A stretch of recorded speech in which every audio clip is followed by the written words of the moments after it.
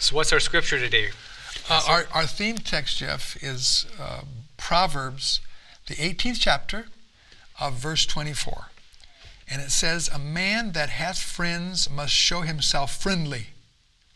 Now, there's the rest of the text. And there is a friend that sticketh closer than a brother.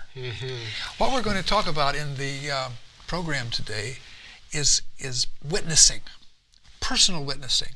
Now, we've actually entitled our program, Some Principles of Personal Witnessing. Now, that's kind of a caveat, see. That says we're not going to give all that could be given. We're going to talk about some of the ones that to you and to me, we figure are important. Okay. Now, what we would hope is that our viewers would say, well, you know, I can think of some others. In fact, I think in crosstalk, what we really want to do is to get people thinking. Isn't that what it is? That's the main point, yeah. So we want to plant some little seeds so that those seeds will spring up and other people come up with some ideas. But I'm still a little bit confused. You say we're not going to cover all the different details. What do you mean? I mean, is there some things? What are you going to leave out of this? I said personal evangelism, and by that I mean we're not talking about public evangelism. You're talking about a crusade. A crusade. We're not talking about the evangelism that we would do through a magazine or through books, you know, like spreading the printed word. We're talking about the evangelism that we have in personal witnessing, the personal influence that we have. Getting right down to the, you know, the one-on-one is what you're saying. I think we're talking about one-on-one. Now, you know, in recent years, there has been a shift, and I don't know why we seem to go from one extreme to the next. Have you noticed this? Oh, it's just normal. And so during one particular phase, I think we were everything into public evangelism, to the point where people said, well, I don't think public evangelism, we should be doing it. We're not, you know, the people are not staying. I think we ought to go, and here comes a new word, to lifestyle evangelism. Well, in public evangelism too, the emphasis has always been, you know, preaching certain fundamental doctrines and, you know, getting people to really agree with those, and so that once they agree with that, then they can become part of who we are. That's right. You know. That's right. And so then all of a sudden people are saying, well, we're preaching doctrines too much. What we need to do is really have something that's more personal, intimate, you know, lifestyle type evangelism. And of course, there's a lot of different methods for doing that. All right. Right. Well, you see, I think one of the things that concerns me, and I don't believe that we need to go from one extreme to the next. No. I was talking with somebody one time, and I was talking about these issues, and he said, well, sometimes we have to go to an extreme to make a point. And I said, no, really, and I called him by name. I said, if we have been in one ditch, I think we have no justification to go in another one. And reacting a little bit to what you just said, it is true that there are people out there that said, well, in our witnessing, all we do is preach the doctrine. That's all we do is preach the doctrine, and we ought not do that. No, I think what we want to talk about in this program is not how we should stop preaching the doctrine, but how our witnessing should be more than preaching the doctrine. I think we're going to get into that more as we go on into the subject here. But at the same time, you know, I'm going to throw it back at you here, is in the idea of public evangelism and in the idea of holding, you know, these different kinds of media types of evangelism, I think to a certain degree, a missing element has been personal evangelism. Because it's true that more people who are willing to come to the Lord and make a commitment to the church and stay in the church are people who first were befriended by somebody else. Oh, definitely. And were nurtured and led through personal and intimate Bible study and built relationships and friendships to where when the public evangelistic series took place, that was like the clinching mechanism, that person made a final commitment to saying, this is where I really feel the Lord has led me to be. You know, I think experience has shown that we're thankful for those who in public evangelism come to the Lord off the street, shall we say. They come off the street. But I think that the experience shows us that those who have had no relationship, who come off the street, are inclined to backslide. Yeah. They come in one door and they go out the other door. But that those who come to a public evangelistic meeting who've had, as you're saying, previous relationships with people, and then the evangelistic meeting becomes the time of decision. See, this is one of the issues that I have, at least in my ministry, is that some are saying, well, let's do it by relationships. In other words, let's do our evangelism by relationships or by lifestyle. But the problem is that I can have a warm relationship and never sell anything. See, I think that the gospel is a sales thing. Yeah, Huh? well, I'm a little uncomfortable with that because of so much marketing technique, I mean but I hear what you're saying. I mean, a person has to buy into it. You don't have problems with that, Yeah, do you? well, yeah, In other words, ultimately, we want somebody to buy into the gospel. we have something that the Scriptures has given us that is something that people need to get their hands on. If we just stay at the level of relationships, we can just be good buddies. If we don't come to the point of saying, okay, we got to move on beyond good buddy syndrome, we need to move on into I want to share with you what's really close to my heart. And I don't think we're talking about win-lose. In other words, I don't think that everyone that I would be friendly with, or everyone that I would be a good example to, I don't think that they're automatically then going to accept the gospel down the line. Well, I've got friends like in this community here that I've been being buddies with or being friends with for a number of years, and we're just now getting to the point where we're getting warm enough to where they start to trust me enough that we can start talking about, they ask me, what do you do for work? That's always an open door for me to be able to start sharing with them about things that are more on a religious bent. Other people, it's relatively quick. You can get there pretty quick. But I think we'll discuss that a little bit more as we go on. But have you noticed there's this tendency, I think, when we thought of witnessing, in other words, if I stand up in front of a church and I'll say, well, we should all be witnessing. Some people read this to mean I've got to go tell somebody about the Sabbath. In the case as we as Seventh-day Adventists, or I've got to tell them about some specific, maybe the state of the dead, or Armageddon, or the millenniums. And so some way witnessing has been narrowed down. Because it gets down to, once again, the concept of witnessing has become institutionalized. And if we break out of that, we recognize that, like we've talked about before, that ministries of way of life, then we want to lead people to Christ so that they can learn the other things of the Scriptures. It says in Corinthians, if any man desire to know me, he shall know the doctrine. That's right.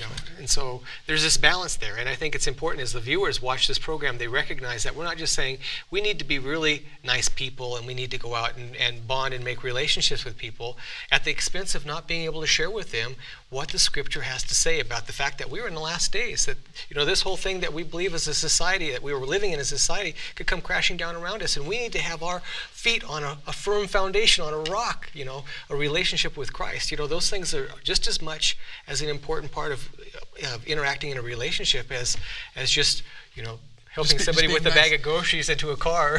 Can I make a confession? Sure. In a particular phase of my ministry, I used to be the executive director of the Seventh-day Adventist World Service, which was the mother of ADRA, Adventist Relief and Disaster and Relief Association, or agency. And I used to think that the work I was doing in feeding the hungry and clothing the naked was more important than anything else that could be done. In fact, I want to confess, I would speak publicly. But Jesus asked us to do those things. But now, listen to me. I would make public evangelism look bad. In other words, you see, I could stand up and say, well, if what you're trying to do is to preach, to get people to join the church and to win souls, I'm the one that does good expecting nothing in return. I use Matthew 25. In other words, I guess I could confess. You've been guilty of the... No, I'm the one. I'm guilty of this. See, I remember reading that there was religion in a loaf of bread. Well, I carried that all right. In other words, I distributed so much bread that I began to think that bread was religion. Oh, no. Until I learned in later years, man shall not live by bread alone. It shows us the pitfall of one extreme or the other. Of one extreme to the other. Yeah. But, the bottom line, as I look at this, really, Dick, is that we're talking about one-on-one relationships with people, which we're kind of trying to get to that in the main thrust of what we're talking about is this personal evangelism, this one-on-one principles of personal witnessing, is we have to have a relationship with Christ that is really creating within us a natural love for people. I mean, if we don't have that, it becomes egocentric. It becomes, like there's certain organizations that they have a little checklist and they go out door to door and they put in their in-service time, and that becomes almost a principle of salvation itself. You got to do your duty, I talk to people, I talk on lay evangelism when I go to churches, and I ask people, what do you think of lay evangelism? And everybody goes, oh no, here this guy's going to talk to us about going out door to door, knocking on doors and handing out literature and stuff like that. And I start talking with them that lay evangelism is building relationships with people, having Christ so abiding in us that we have a natural desire to want to be a service to other people, that we have a love for people. And for some people, let's be honest, some people it only can come by a divine infusion, because some people are unlovable. Well, I think in every case, even those people who, I hear what you're saying.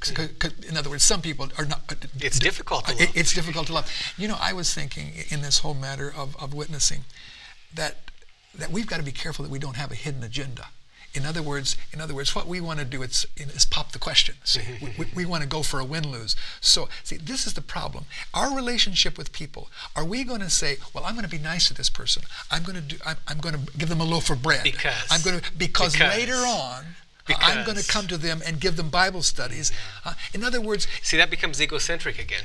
And see, this brings up a question, and that is with Jesus. I've heard people say, "Well, you know, Jesus used certain principles." You know, I've thought to myself, he healed more people than he preached. In others, but was that his hidden agenda? No. In other words, was Jesus? That was who the man was. That's the way I see it. In other words, Jesus could heal people who would later say, "Crucify him."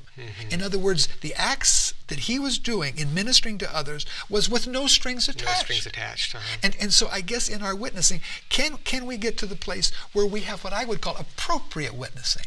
It's referred to as disinterested love. We can come to the point where we have a disinterested love in other people. In other words, that's basically saying, in lay terms, no strings attached. A love that has no strings attached to it. And that's my desire in my heart, you know. And I've seen it. I know that some people that I've gotten to know in our community here, that they know that I love and accept them for who they are. And with some people, the relationship bonds to the point where I'm shocked sometimes, because you get to this point of intimacy with people and you think, this person doesn't have any interest at all in talking about religious things. You think that. You judge the person by the way they look or whatever, and then you find out that this person's craving for someone to open their heart to them, to talk about religious things, to talk about the heart matter of the Bible, the scriptures, relationship with God, how they can overcome struggles that they're having in their personal life. They have no one to turn to. And we can get caught up in relationship ministry to the point that we're blind to the fact that we need to go a little deeper than that. And that's kind of what we've been talking about here. You know, so we need to go deeper than that. Well, I think there's such a thing as what I call appropriate or relevant witnessing. In other words, I don't have to feel that every time I witness, I have to give the whole load. You know what I refer to that as? The dump truck method. Yeah, right. It's like all of a sudden you find somebody that's got an interest in spiritual things and you go, oh, okay, here's somebody. Finally, I found somebody I can share. They're, you know, I get excited, you know. I'm an excited type person. Maybe I'm part Italian or something in that German part. I turn around and I pull the lever on my dump truck and I just take everything, you know, and dump it on them. And then that person, next time they see me, you know what they do? They go the other direction because... I want to tell you a story after the break. Is it break time yet? Yep, it sure is. Okay, after the break, remind me to tell you a story. Anyhow, you're watching Laymen Ministries Crosstalk. We'll be back in just a moment. Laymen Ministries has a global outreach. Just a few of the activities we're involved with include sponsoring a weekly Tamil TV ministry broadcast from South India, reaching 23 different countries. Prison ministries, where we train inmates to reach inmates in countries like Romania and the Philippines. Distributing literature in remote countries of Eastern Europe, Russia, Nepal, India, China, and the Philippines. We sponsor lay workers, Bible workers, and pastors in their own countries, as well as being involved with outreach to indigenous peoples in the Philippines and deep in the interior of China. If you would like a free copy of our magazine, Laymen Ministry News, with exciting mission stories from around the world and theological articles written with the layman in mind, write or call Laymen Ministries, 414 Zapata Road, St. Mary's, Idaho, 83861, 1-800-245-1844. Can I tell you that story that I was going to tell you before the break? Yeah, sure. Well, anyway, this story might have happened in Montana or someplace, you know, where there was... You need to be careful because you're getting close to home for us here in Idaho. Well, anyway, there are lots of spaces. Okay. And so this preacher went to church. I guess it was a Sunday church, because that's where the story came from. So he went to church one Sunday morning for Sunday school, and nobody showed up. But he wasn't too surprised, because, you know, they could be doing their farm work or the harvest or whatever it was. Well, 11 o'clock came. It came time for the worship service, and still nobody was there. And so he began to kind of look at his watch. He thought, you know, I wonder what's going on today. Well, anyway, it was about 20 till 12, and still nobody had come. And the minister thought, nobody's going to show up. I'm going to leave. He was just about to walk out the door, and the door of the church opened, and in walked a rancher. Just one rancher just by one, himself. by himself. It was, I'd call him a cowboy, because I'm from Florida. And so with his cowboy boots and his hat and everything, and I'm sure he took off his hat. And so he sits down, and so the minister smiles and acknowledges him, comes back, takes the man by the hand, and he says, "Welcome, brother. Looks like it's just me and you. What should we do?" Well, the man says, "I'll tell you what, if I had a load of hay for the cows, and I took them to the field, and only one cow came, I'd feed her." Well, what's the minister going to say? And so he goes back, has opening song, opening prayer, the works. He gives him the work. He preaches for an hour. He preaches for an hour. He has a closing song and everything. He walks back down, and he stands at the door. The cowboy walks out, takes his hand, he says, "As I was saying, Pastor, if I had a load of hay and I took it to the field and only one cow came, I would feed her, but I wouldn't feed her the whole load." And I think that's what we were saying before the break. Yes. That in witnessing, is it always necessary to give them the whole load? No. And I think that as we're talking about in personal witnessing, we need to understand the people that we're talking to. There's this saying when you're dealing with the public, you should know your audience. So you know what to say. In fact, when I worked at a radio station once, I thought there was just this really cool statement that was on the outside of the disc jockey's room. You don't want to walk right into a disc jockey's room because he's on the air, and he's announcing and such. And they had this statement on there. It said, "Engage mind before sticking mouth in gear." It kind of reminded me what it says in Ecclesiastes. Ecclesiastes says there's a time for everything. There's a time to rend, there's a time to sow. There's a time to be quiet, there's a time to speak. That's right. And we need to be in tune with the Holy Spirit in our everyday life so that when we meet somebody, we ask God, this is what I try to do. I consciously ask God, what is the purpose of this meeting? I know that no meeting is just an accident. There's a reason for this. Please give me the words to say or the words not to say. And that prevents the old dump truck method, or taking the whole wagon of hay and dumping it on one cow. I don't know. It was just a week or so ago. I was someplace, I don't remember where it was, and a matter of the loss of a loved one came up. My father died a few months ago, and so this has really affected me. And so I was talking with someone, and I think we were talking about our parents, and suddenly it became appropriate to talk about the resurrection. Now, I didn't have to give 20 texts about the state of the dead. No. All I did was just give a brief say, and this is where the resurrection means everything to us. What I've learned is that with some people, if there's an interest, what you do is you just give them enough to whet their interest, but that they're still thirsty enough that if they want, they'll come back for more. That's right. And those are the things that we need to learn as Christians, because I've had people come to me and say, "Jeff, I don't even have a clue how to start up a conversation, with a person. I don't know what to do." And I tell them, if you really have an interest with people and you're weak in this area, try to show an interest in the person by asking them about their family or asking about what kind of work they do. Those are things that we do all the time. You're sitting on we talk on airplanes quite often, and I help people to understand that, there's different levels of communication, and, you just don't, for instance, have you ever noticed, like, you're walking towards an elevator and you'll be like with your friend, and there's this elevator door there, and they have them outside airports or in shopping malls sometimes. You're talking with your friend, they're carrying on, these people over here talking with their friend, and everybody's walking closer to the elevator door, and as they come closer to the elevator door, everything becomes quiet. The door opens and everybody's like this. And that's not the time that you turn to the person next to you and said, "Have you found Jesus Christ as your personal Savior?" There's another point in this matter of witnessing. Have you ever had anybody, now, you and I are as Seventh-day Adventists. As Seventh-day Adventists, sometimes people will say to me, they'll say, "What's the difference between a Seventh-day Adventist and a Baptist?" Now, here's what I say. You may disagree with me. I say don't answer the question as it's asked.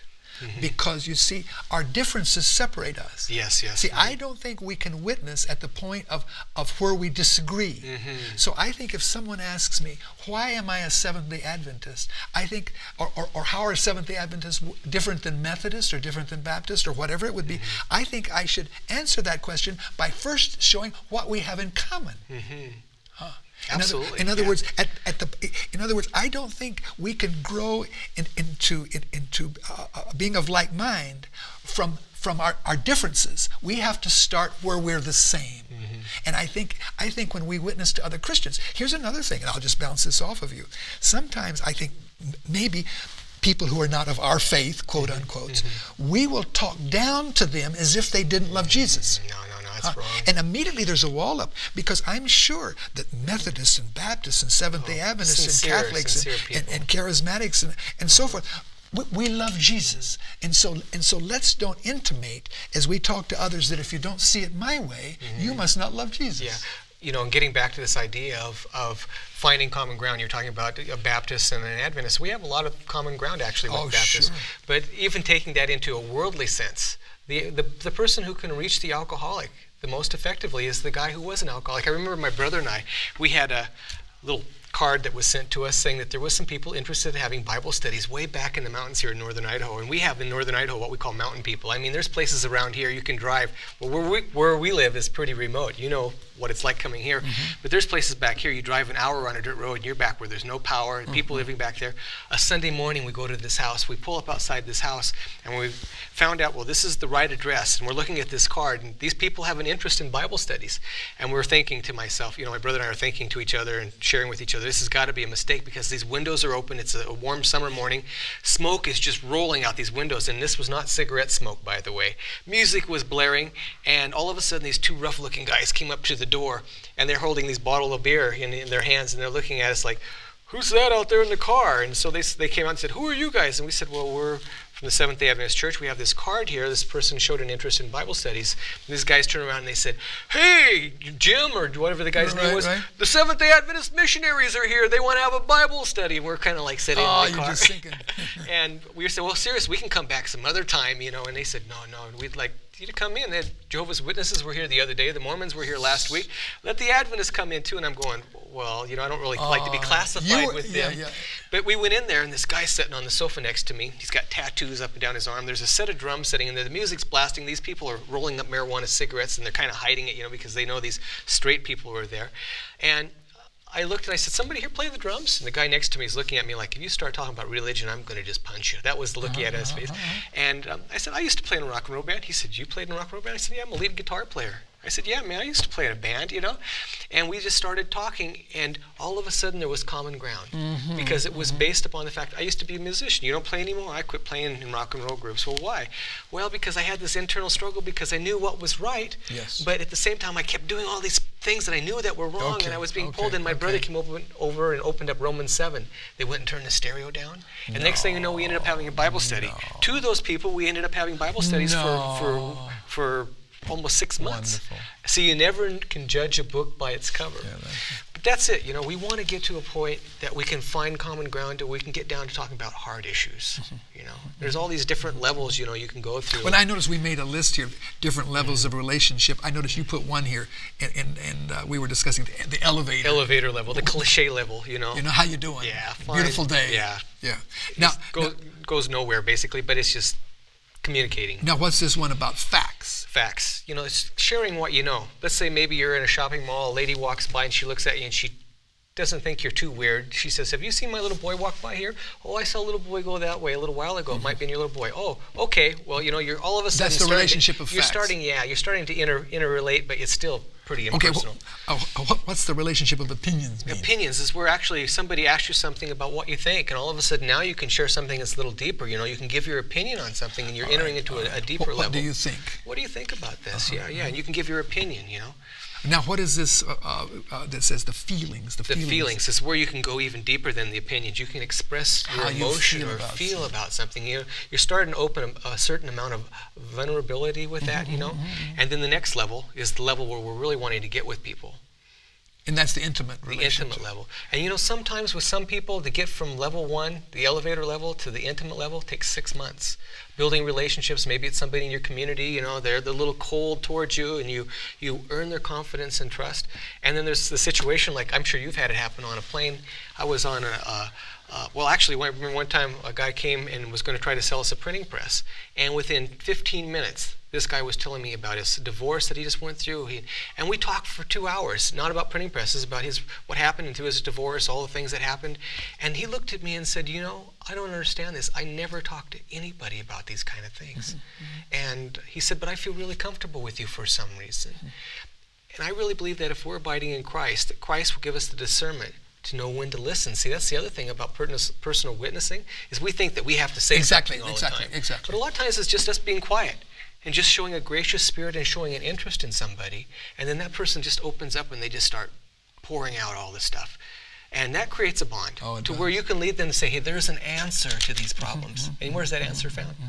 It's found in the Word of God. I remember I was on an airplane one time, and a young woman, I think she was a stewardess or something. Now, I don't think she was working at that moment, but she was riding back. We began to talk, and I don't even know how it came up, but her marriage was breaking up. And you know, before it was over, we were praying together, and I remember the tears in her eyes. And now, I don't know, I never saw her again. But wasn't that witnessing? Yes. In other words, the witnessing is the ministering of the healing power of the gospel. It's more to than a just person who's making a hurting. buddy with somebody. Yes. It's taking a personal interest in someone to lead them to the fountain of life, to where the real answers are found. And to me as a Christian, that's what it's all about. And I'll tell you what, there's been times, Richard, where I've been just burned out, I'm tired, and the phone rings and someone wants to come up to my house and they want to talk with me, and I'm like, I'm just not into wanting to do this right now. But you know what? I put on my plastic smile and I greet them. Plastic smile. I put on that plastic smile. You know, there's times in our Christian experience that God asks us to do things that we don't want to do. Of course. And you know, we can't say it's always a bed of roses, you know, and put on my plastic smile and start talking with this person, and next thing I know, 2 hours have gone by. Right. And I'm so tremendously blessed. Not only that person was helped, but I'm tremendously blessed because I've given a part of myself in ministry to help someone else, and that's what it's about. Christ came and gave his life for ministry. You know, Jesus' whole life was a life dedicated to, you know, the scribes and the Pharisees were not very nice guys.